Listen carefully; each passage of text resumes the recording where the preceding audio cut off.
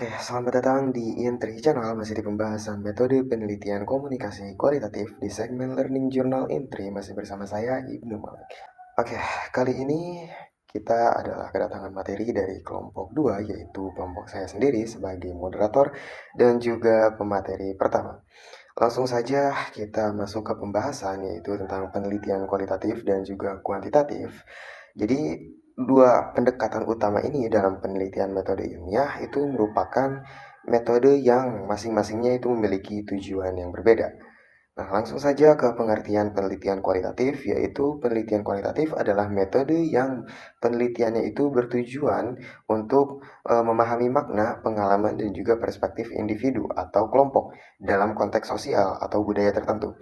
Nah, metode ini lebih menekankan pada kualitas data dibandingkan kuantitas. Jadi kayak kualitasnya itu langsung dari narasumber dibandingkan dengan kuantitas atau datanya yang banyak gitu ya. Nah, dengan fokus pada eksplorasi mendalam terhadap fenomena yang diteliti, data yang dihasilkan biasanya berupa narasi, deskripsi, ataupun ungkapan lisan dari responden. Jadi singkatnya, penelitian kualitatif ini berfokus pada pemahaman mendalam mengenai fenomena yang terjadi di suatu tempat dengan mengumpulkan data dan menganalisisnya secara deskriptif. Artinya kayak semisal ada suatu hal atau fenomena yang terjadi di suatu tempat, nah kita menganalisis langsung dengan terjun ke tempat tersebut, kita mewawancarai orang-orang yang terlibat dalam sebuah fenomena, dan juga kita mengambil data serta menganalisis. Artinya bukan cuma kita mengambil data, tetapi juga terdapat narasi dari kita sendiri yang ditulis secara deskriptif gitu ya. Jadi karakteristik dari penelitian kualitatif sendiri itu yang pertama ada 4 ya. Yang pertama naturalistik. Nah, dilakukan dalam konteks alami tanpa manipulasi. Artinya kita mewawancari langsung tanpa ada kata-kata atau konteksnya itu alami, jadi langsung dari narasumbernya.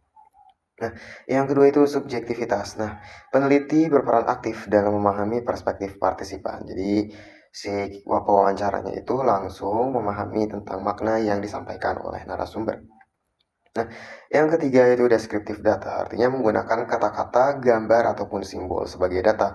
Bukan angka gitu ya. Jadi kalau misalkan kualitatif itu lebih menekankan pada kata-kata yang disampaikan, gambar maupun simbol sebagai data yang akan diperoleh dan juga dianalisis, diolah dengan perspektif si penulis atau si wawancaranya. Nah, yang keempat juga proses induktif, artinya teori atau temuan didasarkan pada data yang dikumpulkan. Artinya itu datanya semuanya berdasarkan dari narasi dari narasumbernya dan juga dikumpulkan menggunakan bahasa kita.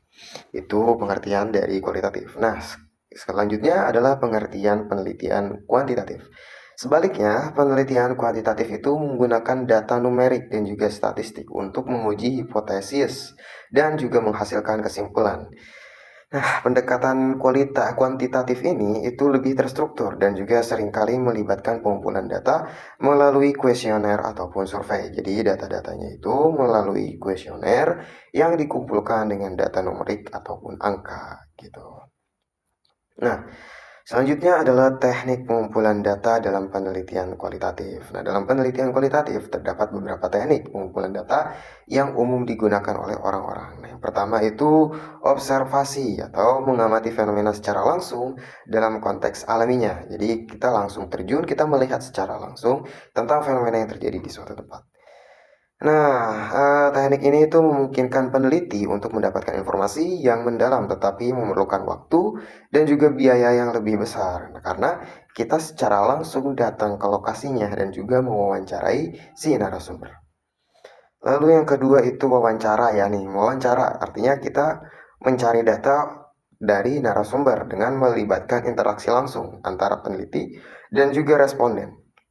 Artinya si penulis dan juga si narasumber. Peneliti itu si penulis, responden itu si narasumber untuk menggali pandangan, pengalaman, dan juga persepsi mereka. Nah, wawancara dapat bersifat terstruktur ataupun tidak terstruktur, tapi biasanya itu tidak terstruktur karena eh, pertanyaan dan juga jawaban itu seringkali ada kebalik-baliknya gitu ya. Nanti makanya kenapa datanya itu harus diolah lagi ketika selesai diwawancara.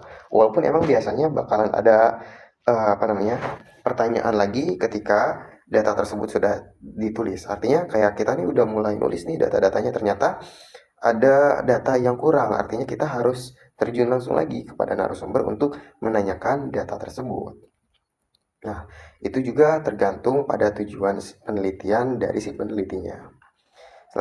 Yang ketiga itu dokumentasi, artinya pengumpulan data dari dokumen, arsip, ataupun bahan tertulis lainnya. Nah, teknik ini berguna untuk mendapatkan informasi tambahan yang tidak dapat diperoleh melalui wawancara ataupun observasi. Nah, yang keempat kuesioner, walaupun emang biasanya kuesioner ini itu lebih menekankan pada penelitian kualitatif, tetapi tidak menutup kemungkinan untuk penelitian kualitatif pun menggunakan angket atau kuesioner, meskipun lebih umum digunakan dalam penelitian kuantitatif. Nah, angket juga dapat digunakan dalam penelitian kualitatif untuk mengumpulkan data dari responden secara efisien. Nah, namun kedalaman informasi yang diperoleh mungkin terbatas karena biasanya hanya melibatkan pertanyaan saja, tidak secara langsung dari emosional si narasumber atau si audiensnya gitu ya. Jadi setiap teknik memiliki kelebihan dan juga kekurangan masing-masing, sehingga pemilihan teknik yang tepat sangat bergantung pada jenis informasi yang ingin diperoleh dan juga konteks penelitian yang menghadapi dari si penulisnya. Jadi kayak tergantung nih si penulisnya itu ingin mengambil datanya yang kayak gimana, mau itu kualitatif ataupun kuantitatif. Walaupun memang tidak menutup kemungkinan penelitian kualitatif dan juga kuantitatif itu bisa dicampur dalam satu karya tulis ilmiah. Tapi ya tentunya itu merupakan hal yang sulit dilakukan karena memang kedua metode penelitian ini ada yang bilang berlawanan kata, tetapi juga tidak menutup kemungkinan untuk penggabungan antara kuantitatif dan juga kualitatif. Nah, mungkin itu saja yang bisa saya sampaikan. Kurang lebihnya mohon maaf. Salam.